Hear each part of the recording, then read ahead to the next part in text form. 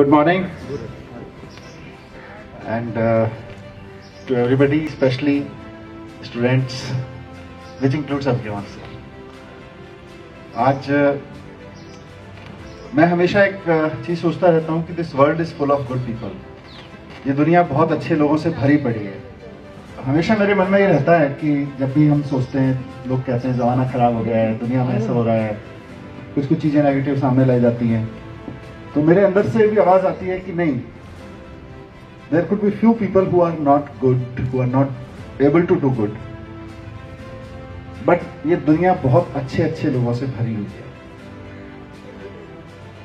और आज की ये सुबह उस अच्छाई को सेलिब्रेट करने की सुबह है, उस अच्छाई का सबूत देखने की, उसको साक्षात देखने की सुबह है। हम सब जानते हैं कि कोविड ने हमें कितना परेशान किया है, पर्सनल लाइफ से लेके बिजनेसेस, नौकरियां, हेल्थ, सब कुछ बहुत तहस नहस हुआ है।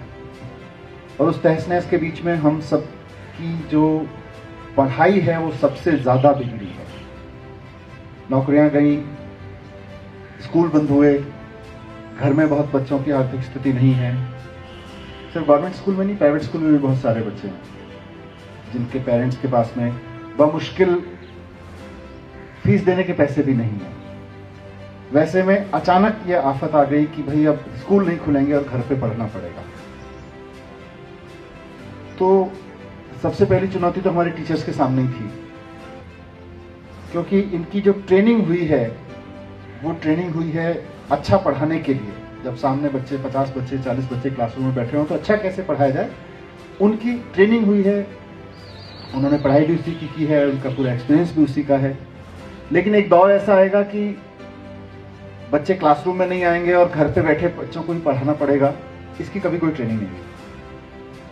उसके बावजूद हमारे टीचर्स ने जिस तरह से कमान संभाली, और पिछले 7-8 महीने में कम से कम मैं दिल्ली गवर्नमेंट स्कूल, दिल्ली के प्राइवेट स्कूल के टीचर्स के बारे में भी यही बात कह सकता हूँ कि हमारे दिल्ली के टीचर्स ने जिस तरह से कमान संभाली, हमारी एजुकेशन को गिरने नहीं दिया। So that's a big thing. Without any training, without much of preparation, मैं जानता हूँ कुछ हार्ड रियलिटीज जिसमें से ये भी है कि अभी भी, जैसे मेरे को जितना मोबाइल चलाना आता है उससे ज़्यादा मेरे बेटे को आता है। ये समय की सच्चाई है कि मेरी जनरेशन को जितना मोबाइल ऑपरेट करना आता है, कंप्यूटर ऑपरेट करना आता है, उससे ज़्यादा मेरे बच्चों को आता है, हमारे बच्चों की जनरेशन को आता है। और हमसे पहले भी एक जनरेशन है, थोड़ी और बड़ी, समझ लीजिए 5-10 साल पुरानी। बहुत सारे टीचर्स हमारे स्कूल में ऐसे हैं जिनको अपना स्मार्टफोन ठीक से ऑपरेट करना भी नहीं आता होगा शायद। उन सब ने भी अपने परिवार में बैठ के, अपने बच्चों से, अपने रिश्तेदारों से बैठ के ट्रेनिंग ली कि ऑनलाइन जूम क्लासेस कैसे ली जाएं, और अब वो अपने बच्चों की क्लासेस ले रहे हैं। Really really hats off to those teachers.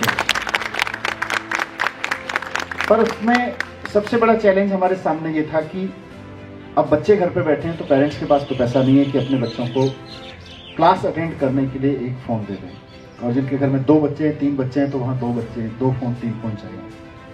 You always make me feel proud, and today is a special day when you are making me, not only me, but the entire directorate, entire education team, entire education fraternity feel proud. And Avika, what to say about you? You are so special. You are my special guest today, and आपकी पूरी family जिस humanity के साथ काम कर रही है, that's why I especially asked how you did it, and really. As Education Minister of Delhi, I feel proud to have you in Delhi. आप जैसे दिल्ली के लोगों पे गर्व होता है, नहीं? And once again, really feel proud of you.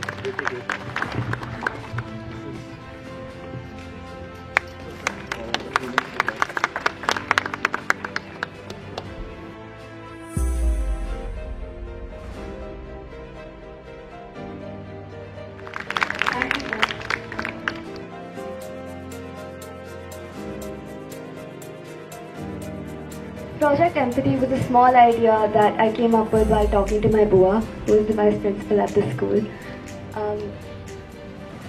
I didn't expect it to get so much support, but I'm so happy that so many people were willing to help out.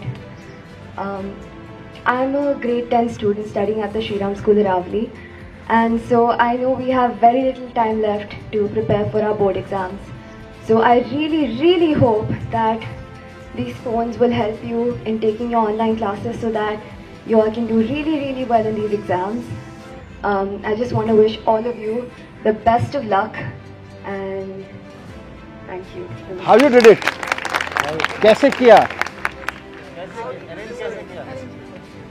So, पहले तो I thought of the idea while talking to my bua, and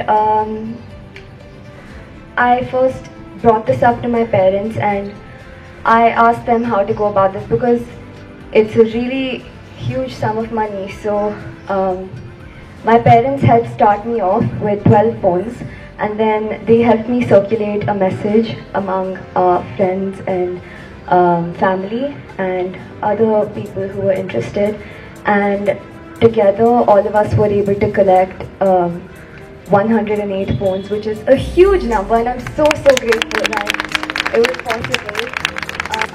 So I really hope all of you use these phones to study hard, and I hope all of you ace these exams.